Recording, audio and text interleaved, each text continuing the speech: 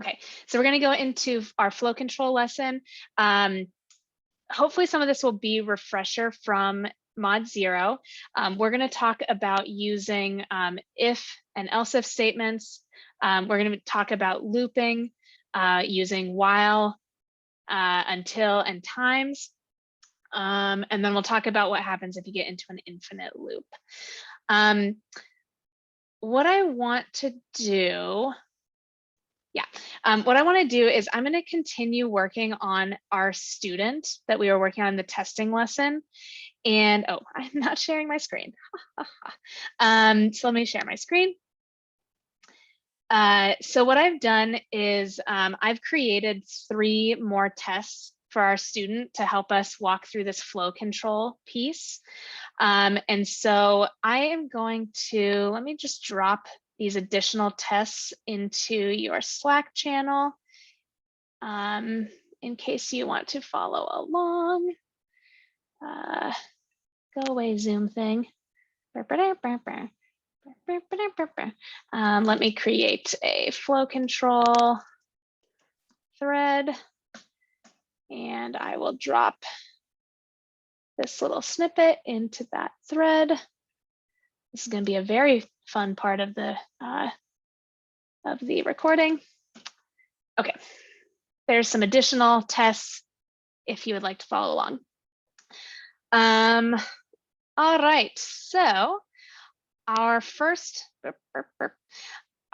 additional test, where did all your lovely faces go? There you are. All right, our first additional test is to test if a student can determine if they are happy or not.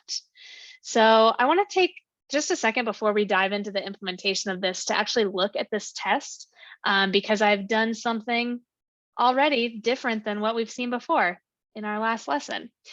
So if we take a look at this test, I've got some setup here. We're creating a student.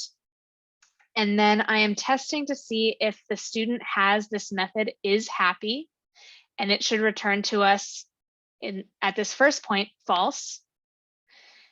And then I'm adding a cookie to the student and expecting that student is happy to be false again. And then I'm adding a cookie to the student. And now I expect student is happy to be true. So this looks quite different from the test that we've done before, but this is still a perfectly fine test. What I'm doing here is I'm sort of confirming at different versions of the world that this method is going to return the thing that I want. So you will sometimes see like an expectation, some methods run, an expectation, some methods run, broken out like this in a test, and this is totally fine. Okay. All right, let's run the test. Well, actually, let me pause. Any questions about this so far?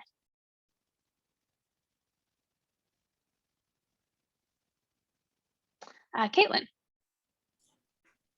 So I guess the snippet that you gave us, are you creating its own nest section that you talked about, or are you just adding in?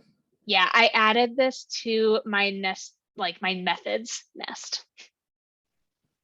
Okay, thank you. Yeah. All right, cool. So let's go ahead and run this test. So, oh, sorry, Matt, did you have a question? Yeah, so with the XIT, can you eat all cookies do? Is that a typo or, oh no, I guess not. What's No, the it's XIT? not. Yeah, great question. So if you put an X in front of an it, that will tell RSpec to skip those tests. So if I run this, I now see that I've had 7 examples. I've got 2 failures. I expected only 1 failure. Oh, it's because I messed up this add cookie method. We'll get to that in just a sec. But then I also have 2 pending tests.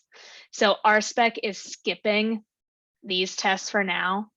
And I do this when I have like a few tests that I think might be failing and I want to focus in on one test in particular. So I'm not getting like overwhelmed with like 100 errors.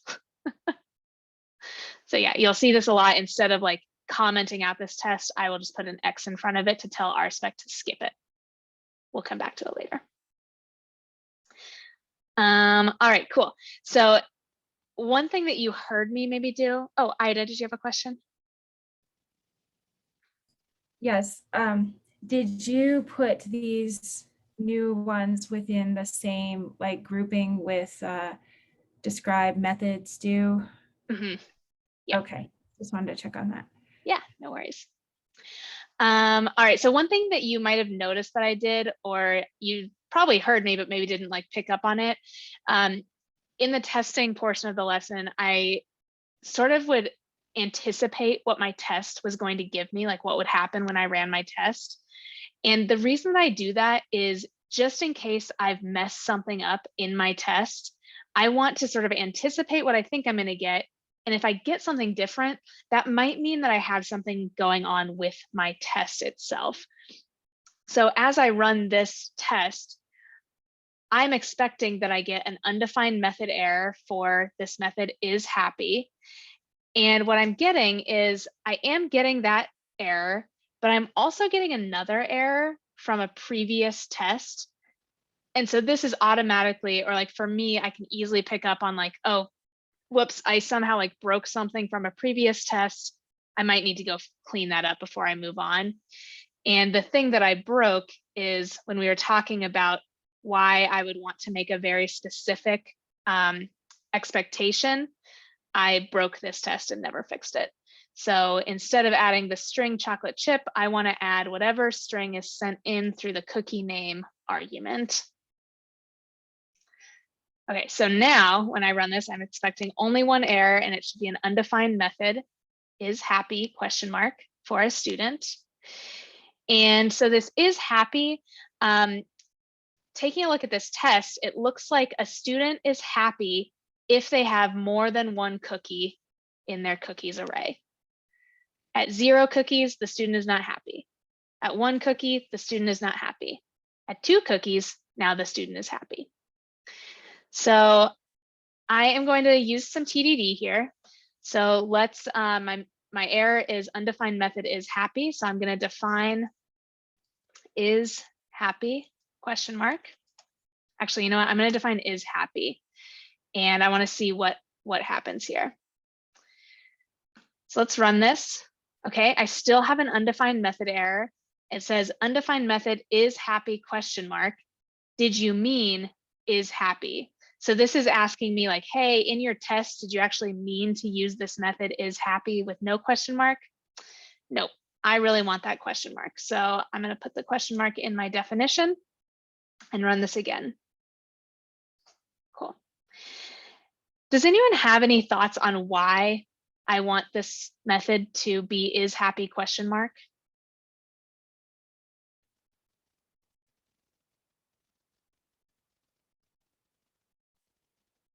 Yeah, Corinne.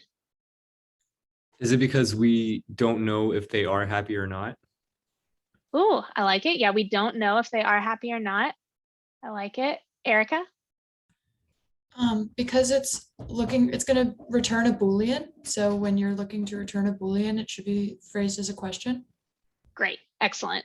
Yeah, so in Ruby, there is a very strong convention that if a method should return a Boolean, either true or false, we indicate that to other developers by using this question mark. Are they happy? This will return a Boolean. I'm indicating that to other developers with this question mark. Now, this is not a rule in Ruby. This is a convention. So a method without a question mark could still return a Boolean, but it's a very strong convention in Ruby that if a method returns a true or false value, we give it a question mark.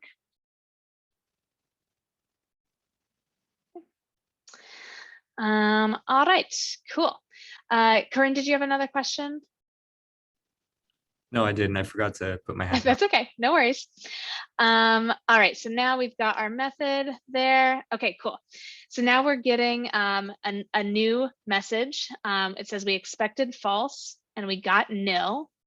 So let me go back to my error. And this is coming from line 47 in our test. So if I look at line 47, here we expect this method to give us false. It's giving us nil. So, okay, so expect it to give us false. Last. Great. I'll just tell the method to give us false. Let's see. Okay, now we get a new error. This is coming from line 55, 55 in our test. And now we expect true, but we got false. So here on line 55, now this should be true instead of false. So we need to use some conditional logic here to make this method give us either true or false, depending on if that student has the right amount of cookies. So we're going to use an if statement. And an if statement is formatted, it's formatted like this. So we say if some condition is true, and in this case, the condition that we want to look at is the length of our cookies.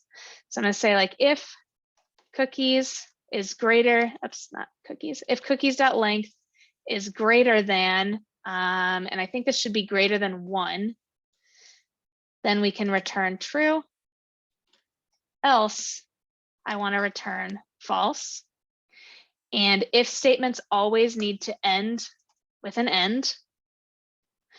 So the format of an if statement is if this condition is true, do one thing, else do something else, do a different thing. Can anyone define for me this word condition? What is a condition in programming?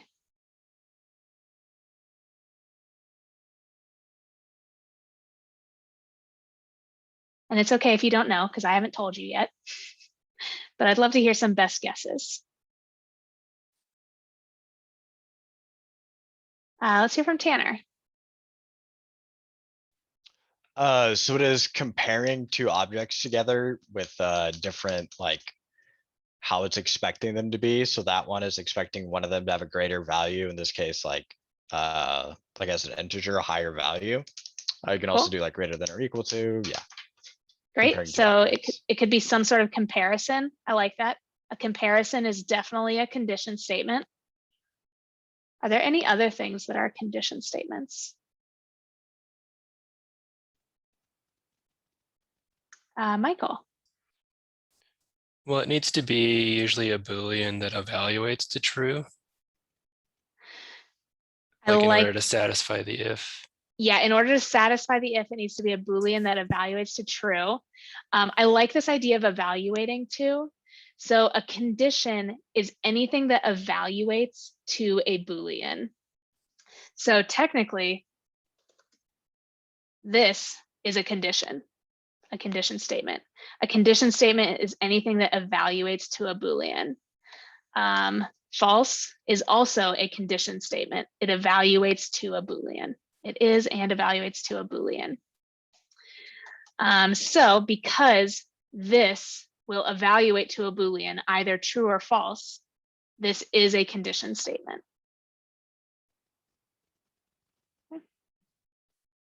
Isika. So what if we don't put the else false in there? And if the statement is false, will it still return false? Oh, that's a good question. So what if we don't put the else in there? Now we're saying if cookies.length is greater than 1, return true, and then end the statement. So what will happen? I'd love to see some thumbs up, thumbs down. Our test will still pass. Our test will not pass. Cool, we've got a good mix. I like it. Let's see what happens. All right, so we're not passing. And what's happening? So on line 47, we're expecting false and we got nil. So here on line 47, we're expecting false and we got nil. So what happens if when you have a one branch logic statement, this single if statement, if this condition does not evaluate to true, we skip down to the end and then execute whatever else is in the method.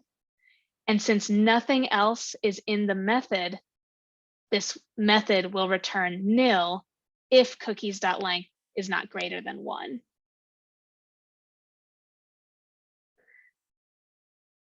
Does that make sense so far? Yes, it does. But what if we want in the respect test, what if we want to have the output be like 2 outputs or something, right? So dot to equal false and nil. Can we do that? In Or Ruby, nil. yeah, in Ruby, we do not have this idea of a method returning multiple outcomes, so it will never return false and nil. We could change this to say, I want it to return nil if the student is not happy. But we generally don't try and have a method return nil. We generally try and have it return some actual value. In this case, false. So yeah, we could expect it to return nil, but generally we won't.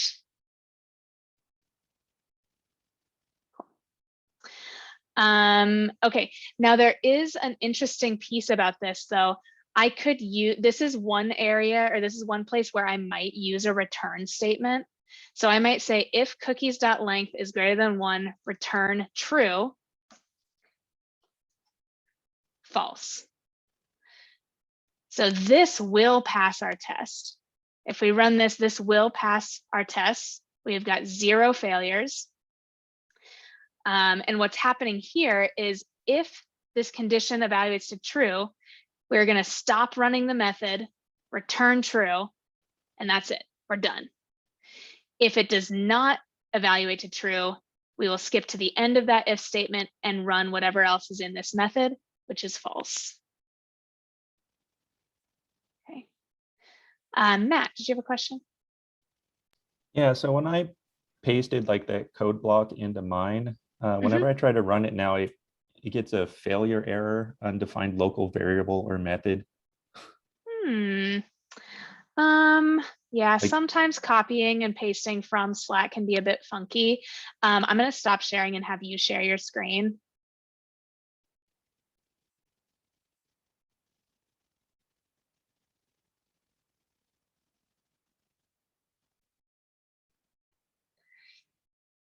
Oh yeah, and it looks super weird because it's like undefined variable or method, and then it looks like that blank space.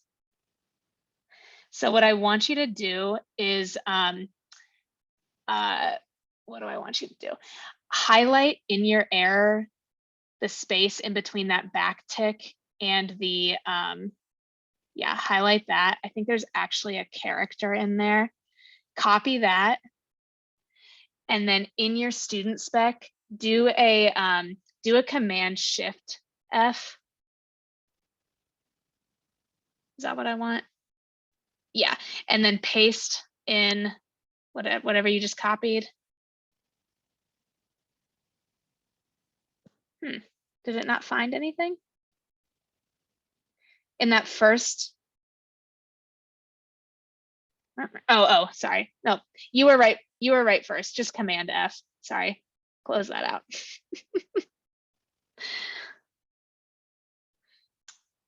Okay, yep. Try and find all those characters and then replace with nothing. So just like replace with nothing. And now I think, yeah, once they're all, yeah, now you should be good to go. Yeah. Copying and pasting from Slack is not ideal. But now everyone has seen that once, so hopefully we can all fix it in the future. Andrew. Yeah, so kind of going on the copying and pasting from Slack, mine didn't have the same mistake as Matt's, but it did like collapse down all of the like empty lines that you had to format things. Is there a way to avoid that? So that it, I don't know. okay, yeah. I was just curious if there's a better practice to do that, but it doesn't seem like it. Yeah, I don't know. All right, so let's go ahead and I'm going to share my screen again. Okay, cool. Okay, so this is one way of doing it. I'm going to go back to the full if else statement, just because that's what I like. So if, and then else, and false. Oops. Okay, cool.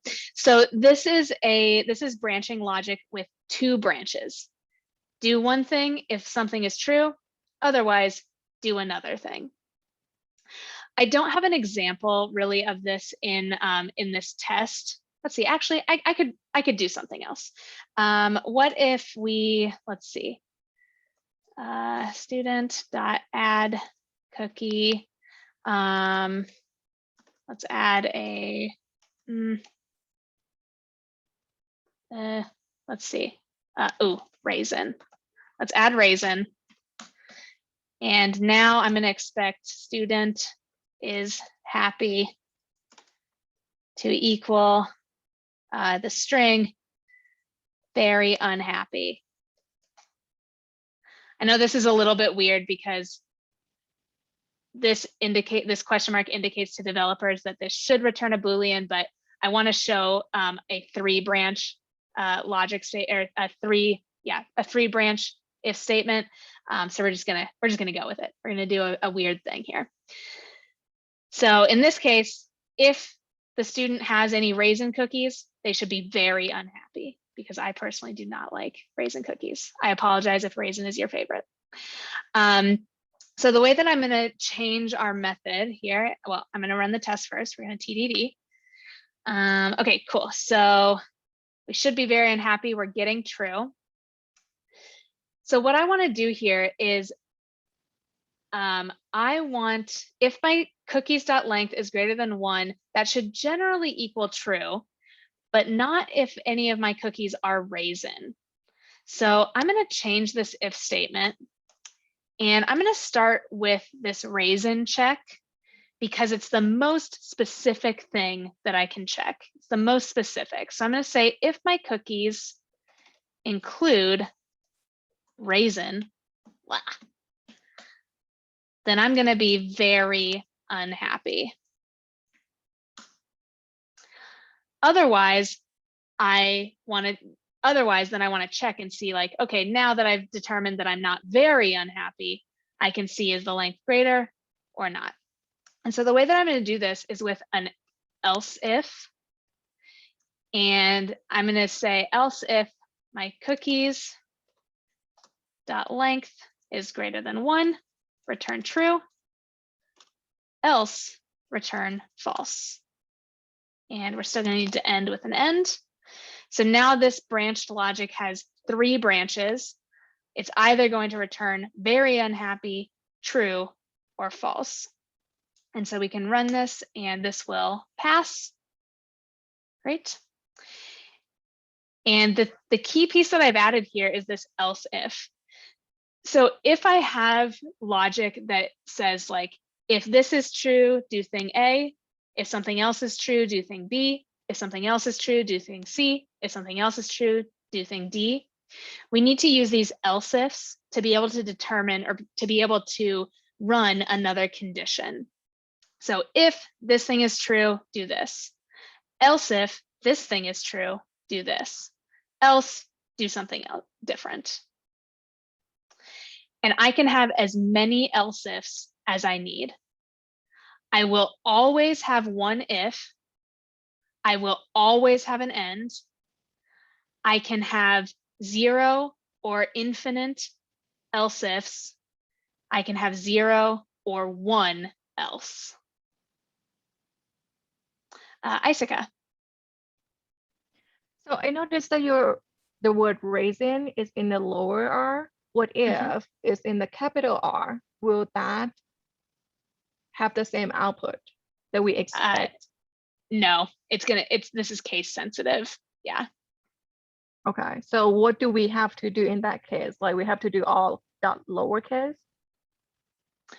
Yeah, this is a little bit of a, yeah. So if I, let's see, add cookie raisin, very unhappy. If I wanted to check that it is, let's see, include raisin dot downcase. Yeah, I would have to do some other comparison here, and I don't necessarily want to go down that rabbit hole at this point. There is a Okay, way to do sure. it, but I'm not going to go down that path right now. Andrew. Well, to stem off of her question, wouldn't you just have to change, like if you wanted over there in the student class for it to say capital R raisin, wouldn't you just have to go over to the spec and change that to capital R raisin as well, and then they'll both be the same and it'll accept? Sure. Yeah. If I was looking for capital R raisin, I think that Isika's point was like, what if I want to check any version of raisins? If I have capital R raisin, lowercase raisin, that weird like teenage uppercase, lowercase, uppercase, lowercase raisin. Right, Yeah. because usually like this kind of information is basically an input from the user, right? And what I'm thinking is that sometimes the user, they're just lazy. They just use like, sometimes lower R or like all capital. It all depends. So we want to make sure that whatever case that they use for that word will work on the test that we have. Yeah. Actually, I will go down this rabbit hole at this moment. So there are a lot of ways to check that. One of the things you could do is use an or statement. So I can, if I need to check a number of different things, I can use an or statement to say, I want to be very unhappy if my cookies includes raisin with lowercase, or it includes raisin with a capitalized letter. So what this looks like is in Ruby, or is indicated by two pipes, or my cookies include capital R raisin. So I can combine two condition statements with this or character. I also have in my toolbox an and. So I can use or, I can also use and. The key piece here though is Ruby reads these statements not quite how humans read these statements. So a better example of this would be, let's see.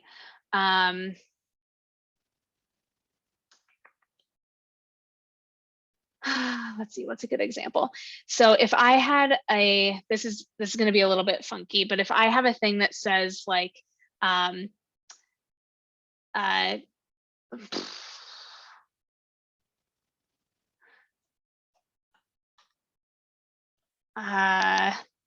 am I having such a hard time coming up with an example of this? I think there's an example in the lesson actually.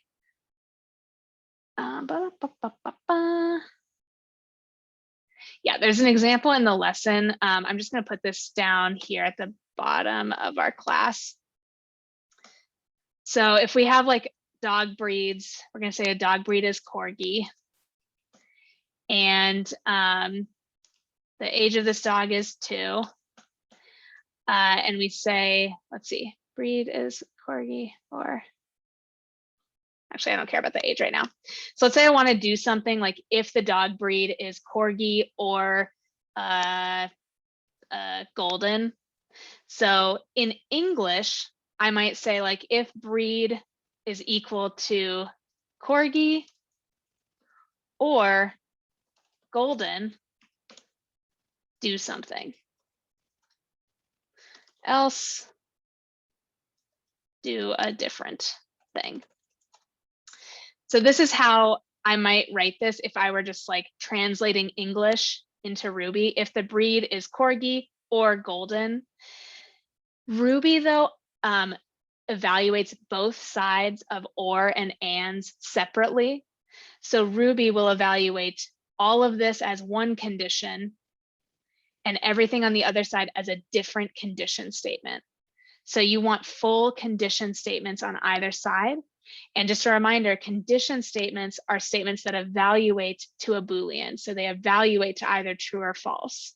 So I need to say if the breed is equal to Corgi or the breed is equal to Golden. I need 2 condition statements on either side, one on either side. So that's just a note about using or. Matt, did you have a question? Yeah, can you just do the two things, or could you throw on another or on the end of there? Yeah, you can use as many ors as you need. Yep. So I could say like, or cookies dot include like caps, raisin. Yep. You can do as many ors as you need. And we're going to dive more into ands and ors in a later lesson as well. Tanner. It kind of goes into what like you just last mentioned that we're going deeper in it. Yeah. But when you do an or an and, or I guess only an or, if the first conditional fails, does it do the other one or does it just stop? It just stops. Okay, Yeah. cool. Yeah. But we will go into more detail. So I'm not going to go into any more right now. But yeah. Okay, cool. So the key piece though here is this is what an if statement will look like if you have multiple branches, or I should say more than two. Any other questions about the syntax of this? And I'm actually going to get rid of these ors for now. It's a little bit outside of the scope of this lesson. All right, cool. Okay, I'm using up too much time, so I'm going to keep moving on. The next test that we have, it can eat some cookies. This is going to help us see how we can loop through some information using a times loop. So our next test set, actually, let me run this, just make sure I haven't broken anything in all of my playing around. Yep, capital X won't work. That's correct. You are correct, Ruby. Okay, cool. Everything is passing. So now I'm going to unskip my next test, and I should have an eat cookies method. This method is going to take an argument with the number of cookies that we want a student to eat. And then after a student eats those cookies, their cookies array should be changed to something else based on how many cookies they ate. So let's go ahead and run this. Great, we've got an undefined method eat cookies. So let's eat cookies. I know that it's going to take an argument, and this is going to be the number of cookies to eat, cookies. And we'll run this again, and I should get a failure. Great, I expected chocolate chip, but currently my student is not eating any of their cookies. So what I need to do is I need to take a look at how many cookies a student is going to eat, and I need to loop through as many times as this number of cookies and do a particular thing. So there is a times method in Ruby that will allow you to do a block of code a certain number of times. And the way that this works is you use an integer, like say 6, and you can say .times do. And then whatever you put in this block of code, this will happen, in this case, 6 times. Okay, so this is a way that we can loop a specific number of times. In this method, though, we don't want to loop 6 times. We want to loop however many number of cookies we want. So I'm going to say for however many cookies we're going to eat, that many times I want to do something. And the thing that I want to do is eat a cookie. And based on this test, after I've eaten 2 cookies, the only cookie left is chocolate chip. So it looks like I probably eat cookies first in, first out. So I added peanut butter first. That's the first cookie I'm going to eat. So does anyone know the method to remove the first thing from an array? What's the method that will remove the first thing from an array? Tanner. It's going to be shift. Shift. Great. So I am going to grab my cookies and shift 1 cookie off of that. And so now if I run this, I believe that this should pass, and it does. So times is really useful when you want to do a specific task a specific number of times. Okay. Now in this case, the specific number of times I'm doing a thing could change, but it will always be a specific number, whatever number I send in. questions about times, this method times.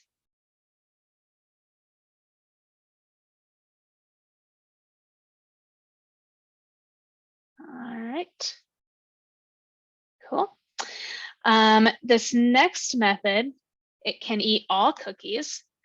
Now I want to have a method eat all cookies that tells the student to eat all of its cookies, not a specific number of cookies, but all of its cookies.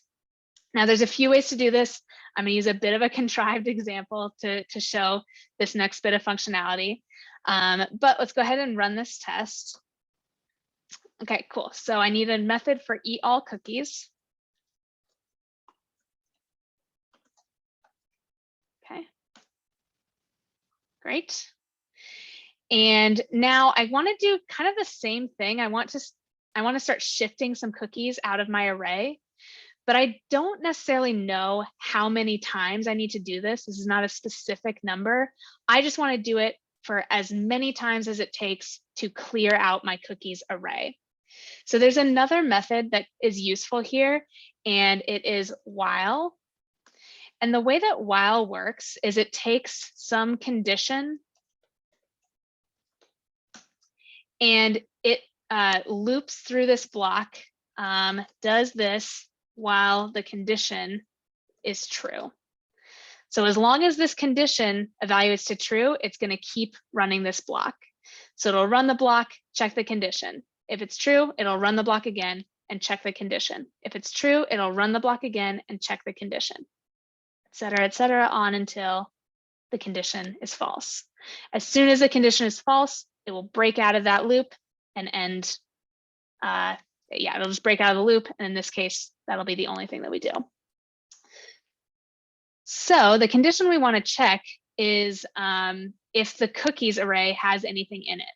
So I want to see if at cookies dot length is greater than 0. So as long as there is a cookie in the cookies array, I want to eat some cookies. So we can say at cookies.shift. And so no matter how many cookies a student has in their array, we will just keep looping as long as the length is greater than 0. And we'll stop looping when this condition returns false. So if I run this, we should be passing. Great. All right, let's go to Sawez and then Matt.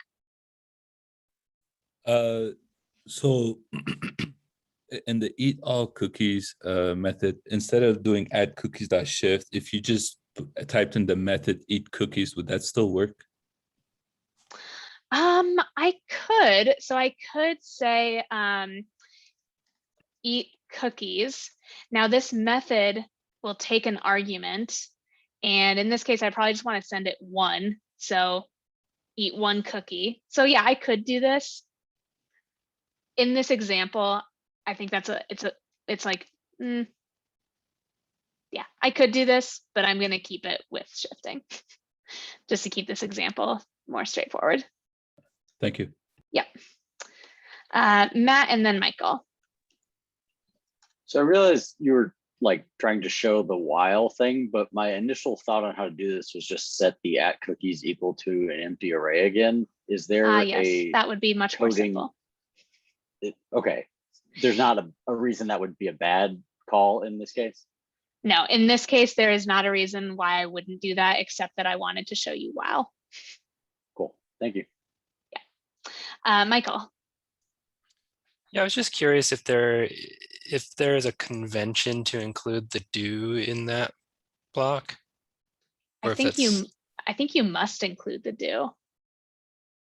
I don't think I need to. Like if I just autofill, it doesn't include it. Interesting. That makes me sad. I was just curious. Yeah. I would say that the convention is to include the do, only because in Ruby, do is like the indicator that you are starting a block. And so if you leave it out, it's like, I guess it's an implied block, but I don't like implied things. I like everything to be explicit. Okay, thanks. Yeah, great question.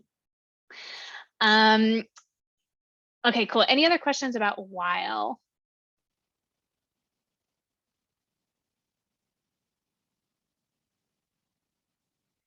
Okay. There is also an inverse to while, which is until. So I could say until cookies.length is 0. Eat my cookies. I believe that this should still work. Yep. So until and while are essentially the same thing. Until is, well, actually, they're essentially the opposite of each other. So while is while this thing is true, keep looping. Until is until this thing is true, keep looping. They're both equally good. I tend to use while because it makes more sense to me, but until is totally valid.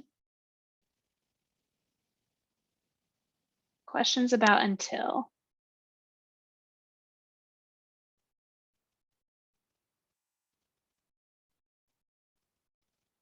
Okay, I'm going to go back to the while because I like it better. All right, cool. A couple of other things that I want to mention. And I think what I'm going to do, yeah, actually, I'll just keep doing it in here. So sometimes you will have a loop that ends up being an infinite loop, meaning it never, ever, ever exits itself. And that might happen if either you make a mistake or you haven't fully thought through like what the implications of something is. So I'm going to force myself into an infinite loop just to show you what this looks like and how to get out of it. So if I say while true, do, and let's put infinity to infinity, infinity.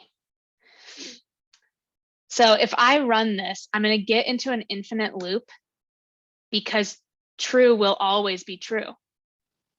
This while will never stop. It will always be true. It will keep looping basically until it's used up all the local like power of my computer.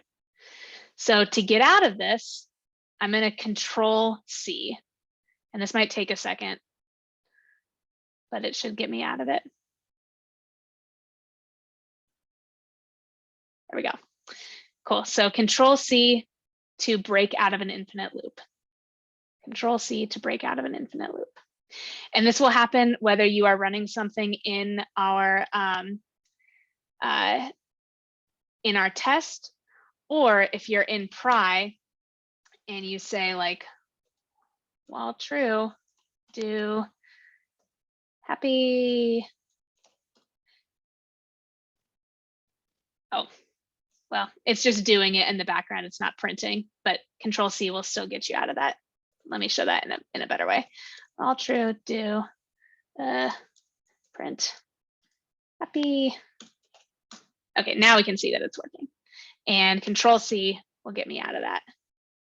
Sometimes it takes a second to take effect, but that will get you out. The way that this might happen on accident is if you do something like this. Let's see. If you do something like this on accident, while cookies.length equal to 0 or equals 0, this will get you into an infinite loop. Let me show you that again. While cookies.length equal 0, do cookies.shift. This will get you into an infinite loop. What? Undefined method length equal. Oh, shoot. Yes, you are correct, Ruby. All right, let me show you a different one. Okay, if you do this, this might get you into an infinite loop on accident. While cookies.length do, and then whatever the thing is.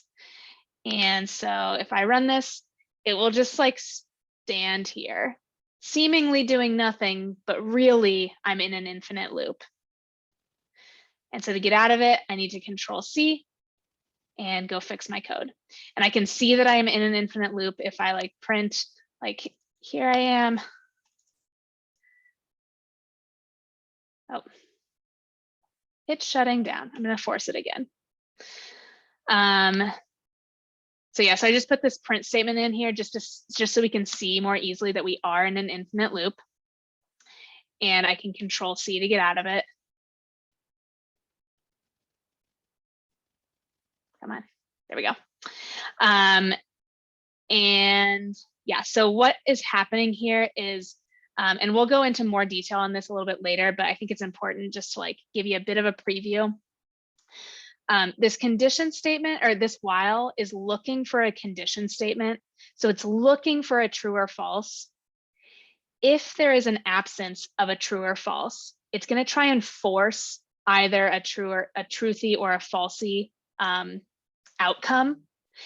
And so cookies.length will always give us an integer. And that integer might be 10, it might be 3, it might be 0. Okay. But an integer, even if it's 0, is a truthy value. Ruby will try and force that true or false outcome by giving it a truthy value. And so if you forget the condition part of this, like if length greater than 1, you might find yourself in an infinite loop. So let me back up. While is going to look for a true or false value. In the absence of a true or false value, it's going to try and force a truthy or falsy outcome. So not a true or false, but something that's truthy or something that's falsy. In Ruby, the only things that are falsy are the values false and nil. Everything else is truthy. And we'll go into more detail on this a little bit later, but just to give you a bit of a preview on that. Okay. There's one other thing I want to give you a preview on that, again, we'll go into more detail later, but I think can be very useful. And that is the not operator. So let me make this a little bit bigger. Oh geez, there we go. Let's clear this out. So in Ruby, we have a not operator that's represented by a bang in front of a condition. And so what that looks like is we put the bang and then like a condition or a Boolean, and the not will give us the opposite of whatever that thing is. So not true is false. Not false is true. Not 3 greater than 4. 3 is not greater than 4, so that's false, but not false should give us true. Oops, what? For false class? Not, oh, because it's not 3. Oh, gosh, okay.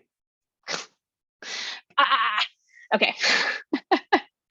So let's do like condition equals 3 greater than 4. So condition is false, not condition is true.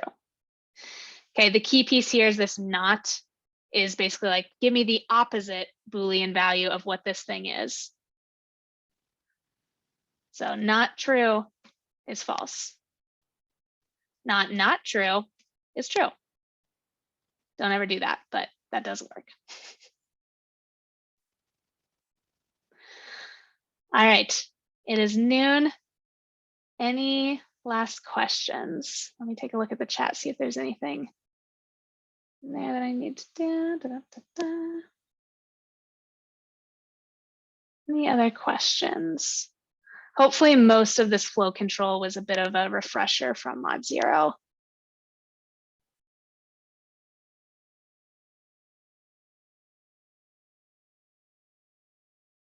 Yeah, Ida.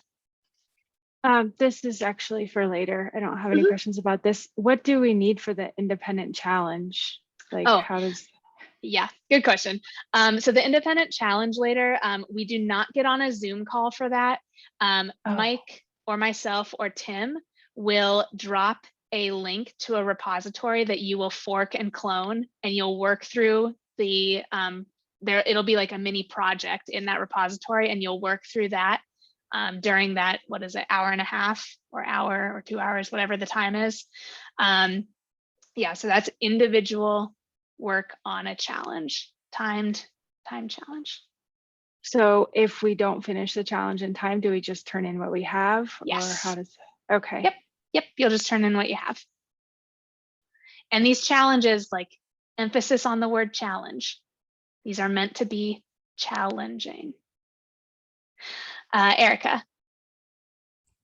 For turning it in, will it be submitting a pull request? Yes. Yep. And Laura? That was my question. Okay. And Isika? Is it going to be count towards, you know, like pass or fail for this mod? No, we will give you a pass or fail designation on the challenge, but it does not count toward your promotion from mod 1 into mod 2. These are chances for you to sort of practice the skills that we've covered so far.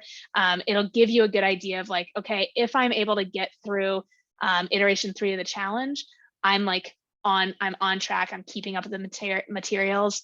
If I didn't get that far, now I know I need to like put in some additional work, get some additional like study, review, project time in. Got it. Thank you. And Henry. If we submit it at 4:01, is that considered late? Or is there any wiggle room there? I mean, it is considered late. Just get it in on time. Okay, we'll do. If we need some wiggle room, we can discuss that. Like the things that might cause like an okay wiggle room is like, something weird is going on with my GitHub and I don't know what's happening. Like let us know so that we know that it's coming in late. But yeah, we generally want to have those in on time. Okay. Should we just message all the instructors if like we're having trouble with something like that? Yes, yeah, you'll message all 3 of us. Yep. Cool. Yeah. Okay, cool. One other thing that I want to mention before we go, and I believe someone asked about this yesterday, but I want to show it again. On the mod 1 page, under the resources, if you go to exercises, there's a list or there's a link to some Ruby exercises. These Ruby exercises are really designed to help you learn more about like the methods that you have available to you and using those methods. And so I would say like if you haven't yet dug into these exercises, now is a great time to do so. And the reason I say now is because these exercises are all test oriented or built like tests. So if you go into like a specific array spec, now that we've learned about RSpec, now this might look a little bit more doable. And so I would say like get started on some of these exercises now. Like I said, they're meant to help you like learn more methods, learn how to use the tools. Generally, what we ask students to do is really focus your time outside of lessons on the project, reviewing lessons, and doing these exercises kind of in that order. The projects themselves are where like the majority of your persistent learning comes. And what I mean by persistent is the knowledge that you will carry on into your job, the like neural pathways that you're digging in and learning, like how do I attack a problem that I don't understand at all? How do I go about like finding tools? Those are the things that the project is going to help you develop. And those are the skills that you're going to take into your job. This idea of like, what are the 100 methods that a string responds to? I kind of don't care because I can always Google that. So these exercises are meant to be supplemental to the projects. The projects is where we really want you to like struggle, learn, figure out how you process really difficult tasks. And then these exercises will help give you sort of an idea of like what methods are available, right? Once I've looked up a method, I don't have to memorize it. I know I can always go look up that method again. Does that make sense? Cool. All right, now I've kept you way longer. So if you need to head out, go ahead and head out. I'll hang on for just another minute here if there are any other questions.